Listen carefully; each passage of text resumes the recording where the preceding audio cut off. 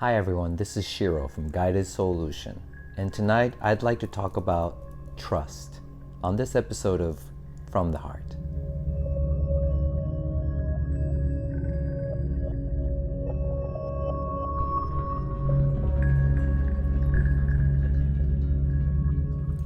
So the topic of trust comes up a lot in many of my sessions, and of course it is just a very important topic that many of us struggle with and are challenged with in relationships, in business, and so forth. And I did an episode on this with my co-host Mehreen in the In Deep podcast, which is also here on YouTube as well. So please check it out. I'm going to put the link on that as well. But I'm going to kind of just, for those of you that just want the sort of the summary, and I want to really do another revisit to this topic. So many of us have challenges with trust. I tend to be a trusting person. My father, I remember just how much he kind of had challenges with just over trusting people and having, experiencing betrayal in business and friendships. And I also have been sort of an open book, and I tend to be very trusting. And with that, I've had challenges and still doing one from time to time. And this messages that come through for the clients is a great reminder for me, as I always take everyone who sits in front of me to do a session with me, I always take it as a mirror reflection of me, and whatever comes through, I always take it to heart for myself. So I really do pay attention to what's coming through as a download. But in the area of trust, I really kind of broken down with Mehreen on this in the In Deep podcast. That it's very important how we interpret trust to begin with. And one of the things is, as in different dimensional conscious space, trust means something different. And I kind of did that breakdown of 3D, 4D, 5D, like for three-dimensional interpretation of trust, right? For three-dimensional consciousness, trust is around everything physical, something outside of us, friends and family and teachers and authorities and leaders and things like that. And then when we shift into the fourth dimension, and I'm using that as a sort of a reference, so it's not about the technical accuracy of what that represents, but I'm just using it as a reference of so we can understand how interpretation trust transitions. But fourth dimensionally speaking, we move into the area of trusting in God, or trusting in the universe, trusting in something else, something that's metaphysical, something beyond, something that is what we would call faith. And though that looks and feels right for many of us, it's still a sense of trusting in something outside of us, right? We feel that it's safe to say, I trust in the universe, or I trust in God, because we automatically assume that God or the universe is perfectly orchestrated, or it's perfect in every way. In other words, it's reliable. And though that sounds right most of the time, there's always still a bit of codependent energy even then, because it's still separating us from God or the universe. In other words, we're not trustworthy, we're not reliable, we're diminishing a part of ourselves in a very subconscious level. And then when we move into what I would refer to as 5D consciousness, or 5D level of interpretation of trust, I ultimately kind of concluded that podcast by saying that we ultimately trust ourselves, right? In other words, we trust ourselves, because trusting in God or the universe and trusting ourselves is one and the same. We start to recognize that we are a divine being, and as a divine being, and as a divine being, we are sovereign beings, and sovereign beings are creators. In other words, everything comes to the summation of we're divine, we're sovereign, and we're creating our own reality. We understand this consciously, but when we embody that consciousness, it inherently becomes an awareness that we are creating it. So therefore the trust stays within us. And so what that really summarizes, or what that comes to our bottom line or clarity, is that trust never leaves us. That's what I wanted to say today, is that in the end, when we talk about trust outside of ourselves, it's very important. Why? Because words hold energy. Word is spirit, and it literally will have an energetic or spiritual influence on our psyche and in our energetic state or field by the way we speak about ourselves or even anything else. In other words, when we say I trust versus I expect, it's very different. And we must remember that anytime we put trust outside of ourselves, it's an expectation. Many people come and say, I trusted so-and-so and I feel that my trust was betrayed. And oh, I totally understand that, because I too experience that from time to time, where I feel a sense of trust in something or someone, or even a sort of sense of how we interact with things, or how we deal with things, or how we conduct ourselves. And I have to remind myself that that wasn't trust, it's an expectation. And how we define that makes a huge difference in how we also deal with our intimate connections, especially. Because in the end, whatever you say in regards to trust outside of you to another, and if it's an intimate partner, we must remember to not use the word trust, but to say, I expect this person to be faithful, loyal, respectful to me.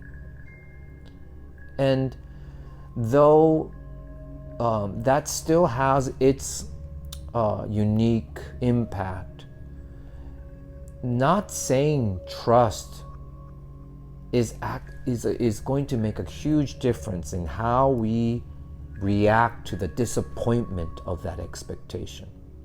Because expectation at least says, hey, it's my term. It's my unilateral transmission toward you to say, I expected this of you. We take more responsibility.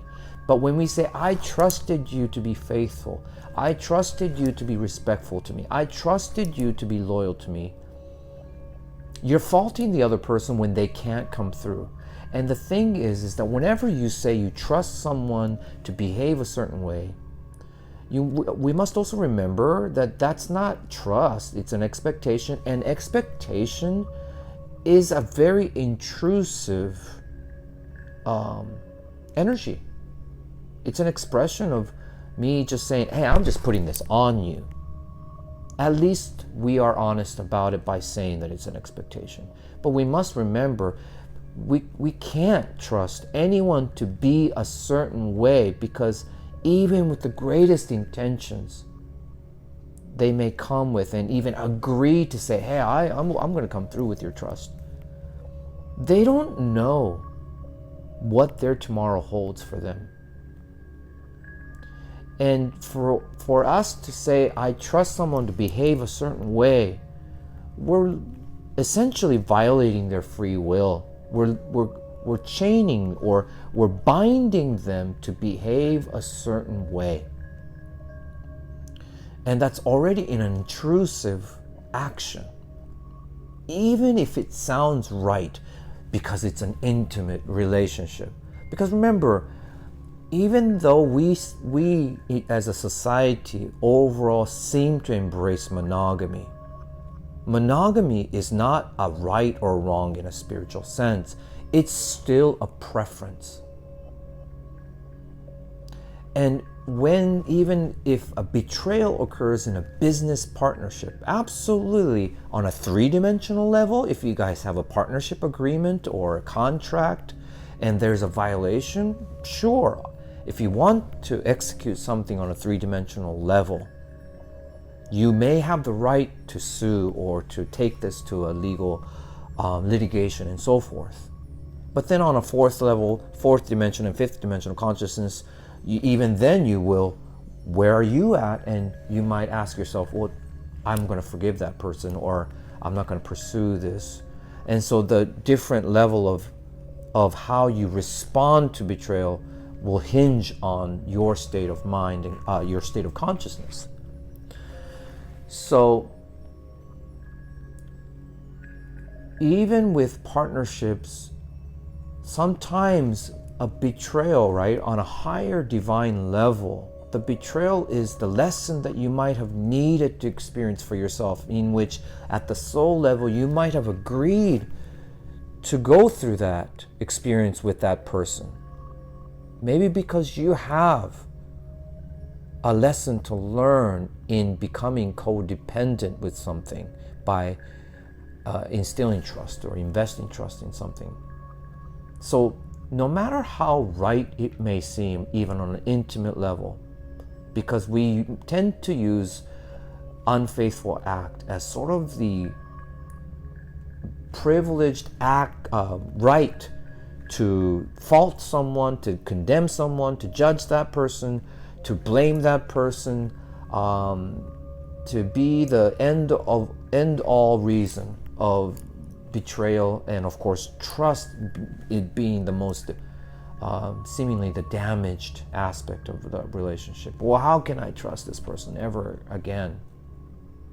But I'm telling you this now, that if you always keep the trust within yourself, when you enter a partnership or intimate partnership or any type of partnership or connection where you want to say you trust that person or that, sure, you can trust in their intent. Maybe that's the only thing you can trust, that you can say this person may have performed poorly in this area, but I trust that his intention or her intention was not malicious, or it was still in a good place. That's something you can maybe trust.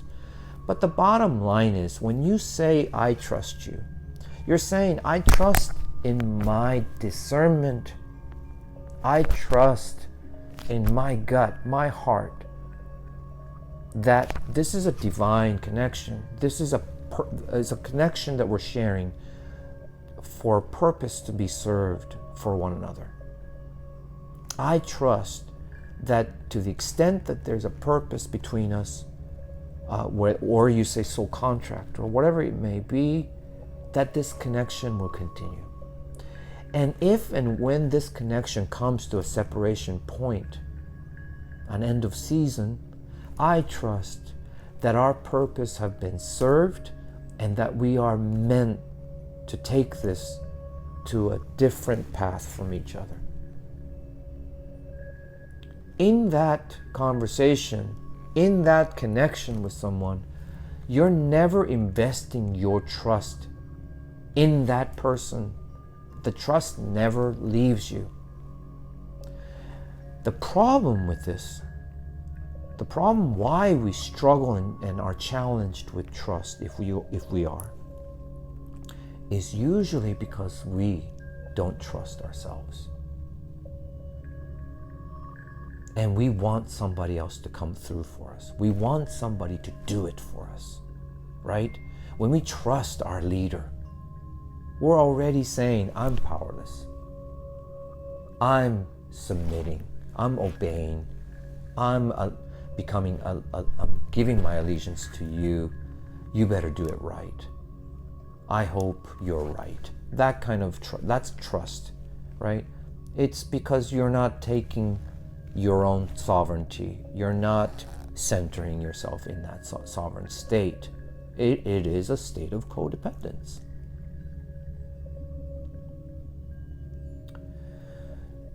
Because in the end, when you take it to a highest level, or at least as high as we can perhaps go as a human experience, I believe that trust overall will become obsolete as a word. It becomes a knowing. It becomes a state of sovereignty where there's no need to trust even yourself. There's just an understanding, or just a natural inherent awareness that all is working out for the higher good, that everything is serving a purpose for the greater good, and so forth. In other words, the word trust may not even come up in your vocabulary anymore at some point. But at least it will be good for you to note that at the bottom line, keep the trust to yourself. And anything that's outside of yourself, don't call it trust. Call it an expectation. Something that you're imposing onto that person or that thing, whatever that you are working with. Because then you won't become the victim.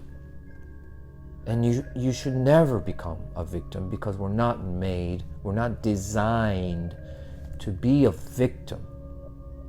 We're always author of our story. We are always in charge, creating our own reality. Nothing can happen in your reality without your true divine permission. And even when we say, I trust in the universe, I trust in my spirit guide, or whatever it is, you're essentially always just trusting in yourself. So in that regard, the only place the word trust belongs to is you. And eventually even know that the word trust in and of itself is not a very high vibrational word. It is still just like healing, right?